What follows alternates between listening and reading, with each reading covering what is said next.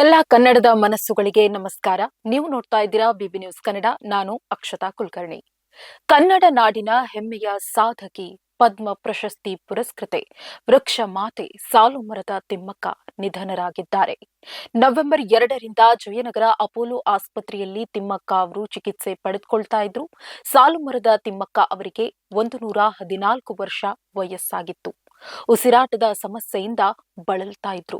ತುಮಕೂರು ಜಿಲ್ಲೆಯ ಗುಬ್ಬಿ ತಾಲೂಕಿನಲ್ಲಿ ಜನಿಸಿದ ತಿಮ್ಮಕ್ಕ ಅವರನ್ನ ರಾಮನಗರ ಜಿಲ್ಲೆಯ ಮಾಗಡಿ ತಾಲೂಕಿನ ಹುಲಿಕಲ್ ಗ್ರಾಮದ ಚಿಕ್ಕಯ್ಯ ಎಂಬುವವರೊಂದಿಗೆ ಮದುವೆ ಮಾಡಿಕೊಡಲಾಗುತ್ತದೆ. ಆದರೆ ಚಿಕ್ಕಯ್ಯ ತಿಮ್ಮಕ್ಕ ದಂಪತಿಗೆ ಮಕ್ಕಳಾಗುವುದಿಲ್ಲ. ಮಕ್ಕಳಿಲ್ಲದ ದುಃಖವನ್ನ ಮರೆಯಲು ತಿಮ್ಮಕ್ಕ ಅವರು ಮರಗಳನ್ನ ನೆಡಲು ಆರಂಭಿಸುತ್ತಾರೆ.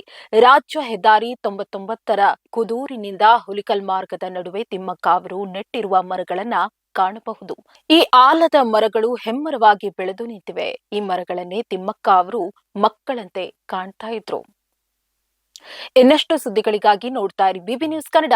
ಇದು ಕನ್ನಡಿಗರ ಧ್ವನಿ.